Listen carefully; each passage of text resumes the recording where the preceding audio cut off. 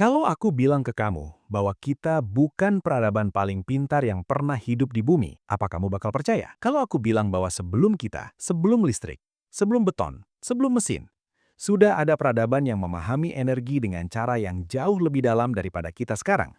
Dan semua buktinya masih berdiri di depan mata kita setiap hari. Tapi kita memilih untuk tidak melihatnya. Kedengarannya gila ya? Tapi tunggu sebentar. Jangan langsung menutup pikiran. Karena setelah kamu mendengar ini, ada kemungkinan besar kamu nggak akan pernah melihat sejarah dengan cara yang sama lagi. Dan mungkin itu sebabnya cerita ini jarang dibahas. Pertama kali aku menyadari ada sesuatu yang tidak beres, aku berdiri di atas sebuah jembatan batu tua. Bukan jembatan terkenal, bukan tempat wisata mewah, cuma jembatan lama, dingin, sunyi. Air sungai mengalir deras di bawahnya. Menurut buku sejarah, jembatan itu dibangun ratusan tahun lalu dengan alat sederhana oleh orang-orang yang katanya belum paham fisika modern, belum kenal matematika tingkat tinggi, belum punya teknologi. Tapi anehnya, jembatan itu masih berdiri kokoh. Padahal di hulu sungai yang sama, jembatan modern dari beton dan baja sudah runtuh, hancur, terseret banjir. Dan disitulah pertanyaannya muncul. Pelat, tapi menusuk. Kok bisa? Banjir datang. Seperti biasa, air naik cepat, arus jadi brutal, mobil hanyut, bangunan roboh, infrastruktur modern menyerah. Tapi jembatan batu tua itu diam, tidak retak, tidak bergeser, tidak rusak. Seolah-olah ia tidak peduli, seolah-olah ia memang dirancang untuk menghadapi ini semua. Dan saat itulah, aku sadar, mungkin masalahnya bukan karena jembatan modern itu lemah. Mungkin masalahnya adalah kita tidak benar-benar memahami bagaimana jembatan kuno ini dibuat. Aku mulai bertanya, awalnya cuma rasa penasaran biasa, tapi makin aku cari jawaban, makin sedikit penjelasan yang masuk akal. Catatan sejarahnya kabur, dokumen konstruksi tidak lengkap, tekniknya tidak dijelaskan. Selalu ada kalimat yang sama, diulang-ulang, dibangun dengan teknologi pada masanya. Tapi apa artinya itu sebenarnya? Teknologi yang mana? Pengetahuan siapa?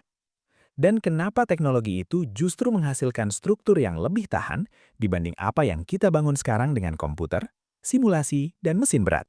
Aku mulai bepergian. Dari satu kota ke kota lain, dari satu negara ke negara lain.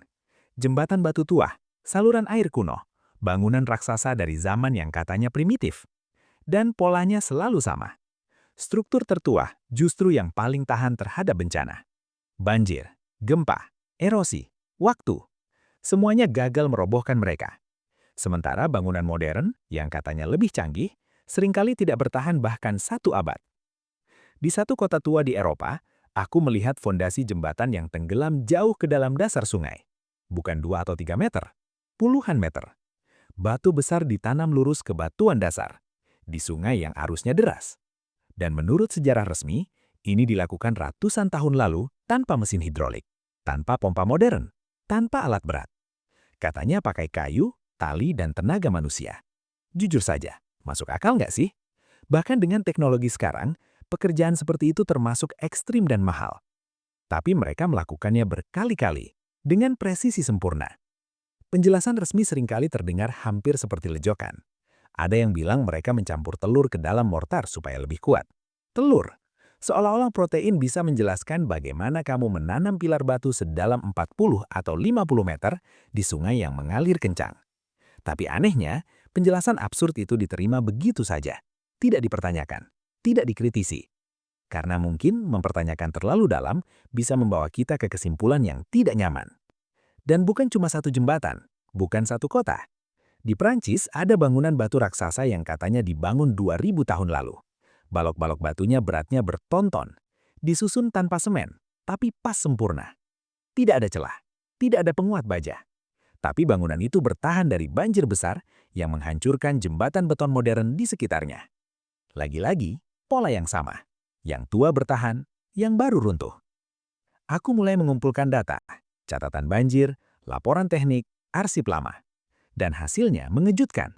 Dalam ratusan tahun terakhir, hampir setiap banjir besar di Eropa menghancurkan lebih banyak jembatan modern dibanding jembatan kuno.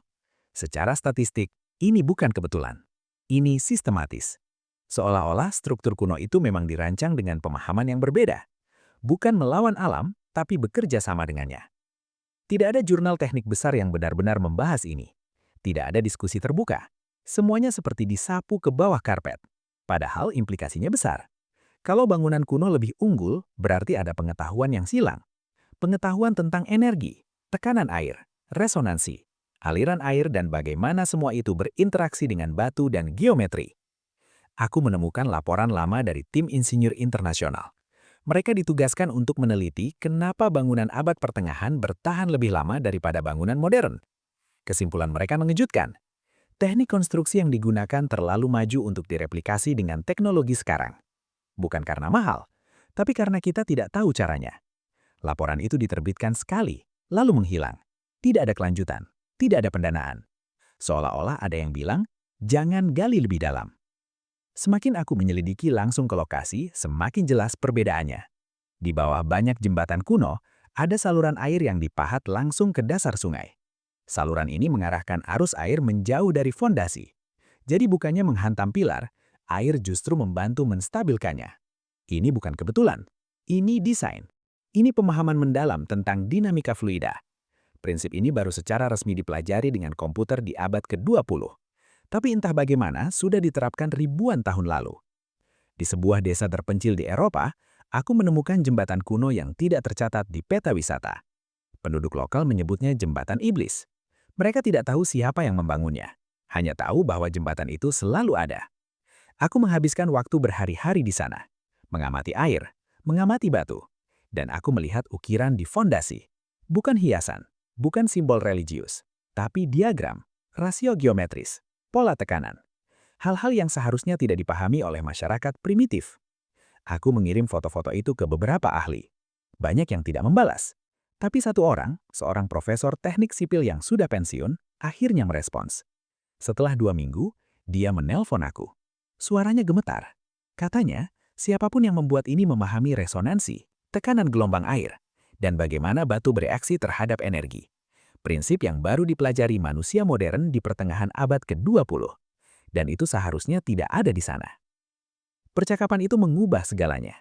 Karena kalau ini benar, maka bangunan-bangunan ini bukan hasil kebetulan. Mereka bukan keajaiban acak. Mereka adalah produk dari peradaban yang memahami energi secara fundamental. Energi air, energi tekanan, energi resonansi, energi alam. Bukan dengan kabel dan generator, tapi dengan geometri dan materi. Dan yang paling menakutkan, kita sedang menghilangkan bukti-bukti itu. Banyak jembatan kuno dihancurkan dan digantikan dengan versi modern. Alasannya selalu sama, keamanan, modernisasi, kapasitas lalu lintas. Tapi ironisnya, penggantinya seringkali lebih cepat rusak, lebih mahal dirawat, lebih lemah. Jadi kenapa tetap diganti? Kecuali tujuannya bukan efisiensi, kecuali tujuannya adalah penghapusan, menghapus jejak, menghapus bukti. Bahwa kita bukan pembangun pertama. Bahwa kita mewarisi dunia yang sudah dibangun oleh orang lain. Orang-orang yang memahami energi bukan sebagai sesuatu yang harus dieksploitasi, tapi sebagai sesuatu yang harus diselaraskan. Bagaimana kalau banyak bangunan kuno yang kita kira dibangun oleh peradaban tertentu, sebenarnya hanya dipelihara oleh mereka? Bagaimana kalau nama-nama dalam sejarah bukan pencipta, tapi pengelola? Bagaimana kalau peradaban itu jauh lebih tua, lebih maju, dan sengaja dilupakan? Aku tidak punya semua jawaban, tapi aku tahu satu hal. Kalau sebuah struktur yang katanya dibangun ratusan tahun lalu bisa bertahan lebih baik daripada struktur yang kita bangun sekarang, maka ada sesuatu yang salah dengan cerita resmi. Entar kita semakin bodoh, atau kita lupa sesuatu yang sangat penting. Mungkin kita bukan puncak peradaban. Mungkin kita adalah sisa-sisanya. Anak-anak yang bermain di reruntuhan raksasa mengira kita membangun semua sendiri, terlalu sombong atau terlalu takut untuk mengakui bahwa sebelum kita, sudah ada yang lebih tahu, lebih paham, dan lebih selaras dengan dunia ini. Jembatan-jembatan itu masih berdiri, diam, sabar, menunggu seseorang cukup berani untuk bertanya, untuk melihat, untuk tidak menerima jawaban sederhana. Dan sekarang setelah kamu mendengar semua ini, pertanyaannya cuma satu. Apakah kamu siap untuk melihat dunia dengan cara yang berbeda? Karena sekali kamu melihatnya, kamu tidak bisa kembali.